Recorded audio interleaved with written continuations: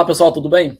Por aqui, Daniel, para uma conversa sobre programa de pós-graduação, mais especificamente mestrado e doutorado. Eu, por várias vezes, sou perguntado sobre uma questão de conciliar programas de pós-graduação e carreira estável, emprego estável, atuação profissional. E neste vídeo a gente vai conversar um pouco exatamente sobre esse assunto. Como é que a gente vai falar sobre isso? A gente vai elencar alguns pontos, alguns tópicos. Quais são eles? Por que fazer um mestrado se tenho um emprego estável? A primeira das coisas que a gente precisa pensar é sobre essa estabilidade aqui, ó. Claro, é estável até certo ponto. É estável até mudarem a lei, é estável até acontecerem eleições e você ser direcionado para um local onde a sua atuação não é assim tão mais agradável para você. É estável até que alguma coisa aconteça. Então, a primeira das coisas é isso que a gente precisa ter em mente. A gente tem empregos estáveis, a gente tem empregos duradouros, a gente tem, eventualmente, carreiras mais estáveis, concurso público, mas a gente tem que ter sempre um pezinho atrás.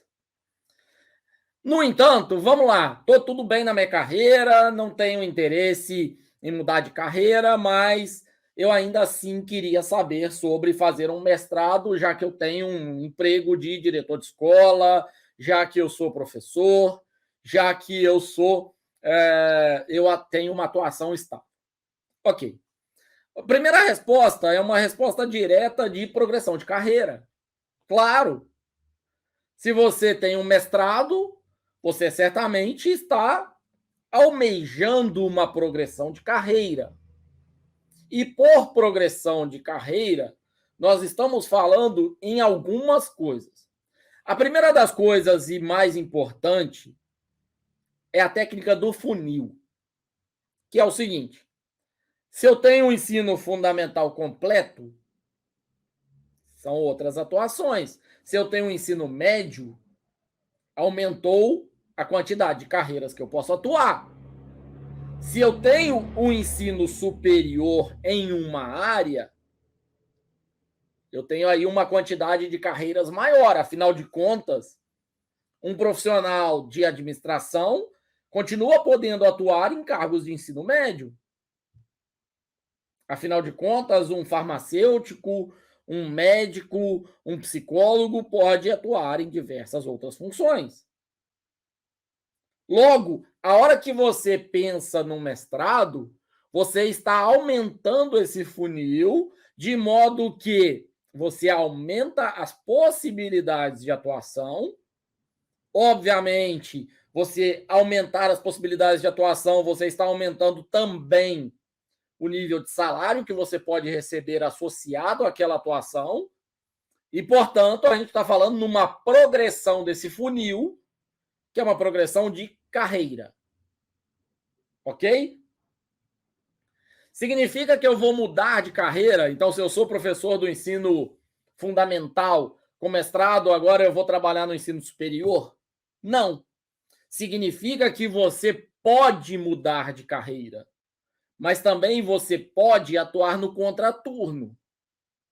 Por exemplo, lá em 2005, 2006, quando eu voltei do meu mestrado, portanto, eu já era graduado, mestre.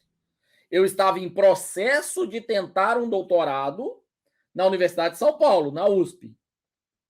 No entanto, eu tinha que fazer viagens, portanto, eu tinha que fazer viagens do interior de Minas para São Paulo, para entrevista, para levar documentação, para reunião de definição de anteprojeto. E, obviamente, que isso leva a um custo muito alto. No início do meu doutorado, eu não tinha bolsa. Eu estava como aluno especial, fazendo disciplina isolada. E, portanto, eu gastava cerca de R$ 1.500, R$ 1.800 com transporte, alimentação, hospedagem, trabalhando 3 dias em Minas e tendo aula 2 dias em São Paulo. Para isso, o que eu tinha que fazer? Eu tinha que atuar durante o dia em algumas funções e à noite em outras funções. Eu cheguei a ser, nesse período, professor à noite em 3 instituições e coordenador de curso numa delas, fazendo doutorado em paralelo. Ou seja, quando eu tenho mestrado, eu aumento o leque de atuações, mas eu principalmente tenho possibilidade de atuar no contraturno. Eu posso ser contratado por uma faculdade para dar 2 aulas, 4 horas, 6 aulas, 10 horas por semana, e isso vai me dar um complemento de salário que pode ser bastante interessante.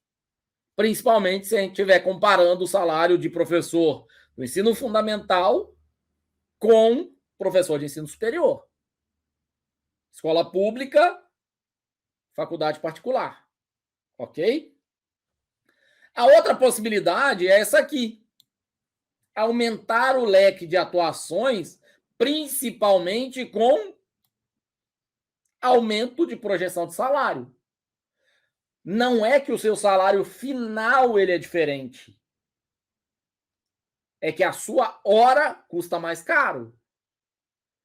E se a sua hora custa mais caro, significa que você precisa se dedicar menos tempo para alcançar o mesmo salário. Agora, Daniel, eu recebo R$ 1.800 por mês dando aula na escola. Eu consigo esse salário como um mestre dando quantas horas de aula? Provavelmente você vai ter que ter uma carga horária mais alta. Provavelmente isso não é o que vai acontecer rapidamente logo depois que você terminar o mestrado. Agora, se você tem um salário de R$ 1.500, você quer aumentar esse salário em R$ 600, com uma noite, 2 noites trabalhando como mestre, você vai aumentar. Ok? E repare que a gente nem está falando sobre retribuição por titulação. O que é a retribuição por titulação?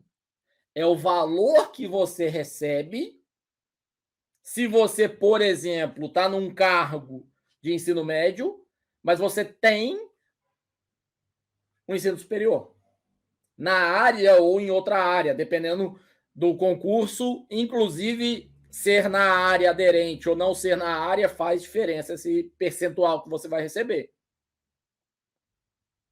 Se você tem mestrado, a taxa de retribuição é mais alta. Esse valor, esse percentual, ele depende de uma instituição, ele varia de uma instituição para outra. No entanto, na maior parte das cidades, na maior parte das instituições, essa retribuição por titulação existe. Se a gente está falando, portanto, de um mestrado, eu recomendo muito que, mesmo que você tenha um emprego estável, você consiga organizar a sua rotina para conseguir se dedicar 8 horas, 10 horas por semana, mais as disciplinas, isso vai dar umas 16 horas por semana, para que você consiga realizar o mestrado. São 2 anos se dedicando e você consegue. Agora, o mesmo pensamento, no meu caso, não serve para doutorado.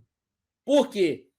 O salário para um mestrado, um mestre, é um salário que tem uma retribuição por titulação mais baixa, se a gente estiver comparando um salário de um doutor. Eu, por exemplo, logo que terminei meu doutorado, voltei e comecei a trabalhar num laboratório da Universidade Federal Fluminense que chama DDLabs. Lá, o meu salário base de doutor era o salário base de 2 mestres. Isso, obviamente, faz com que você tenha... você onere a empresa num custo muito alto pela quantidade de pessoas e você, obviamente, vai ser cobrado por um resultado proporcional a isso. Dependendo da situação, vale a pena para a empresa, dependendo da situação, não vale a pena para a empresa.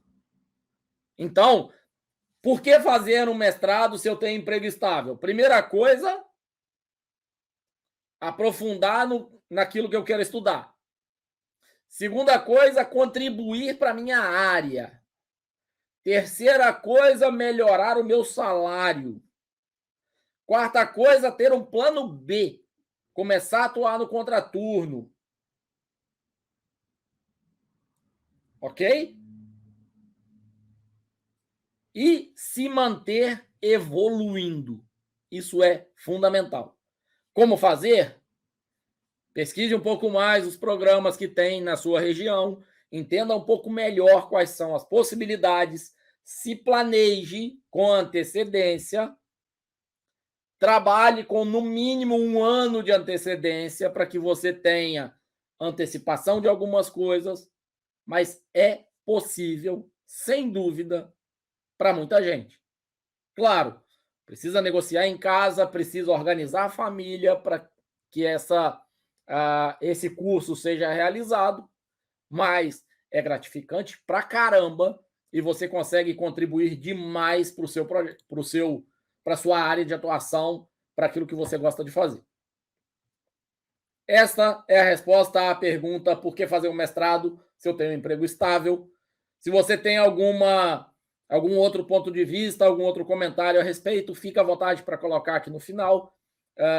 E a gente vai conversando cada vez mais sobre possibilidades de crescimento, evolução profissional para todos nós. Grande abraço a todos, muito obrigado por ter acompanhado o vídeo até aqui. A gente se vê nos outros materiais aqui no canal. Até mais.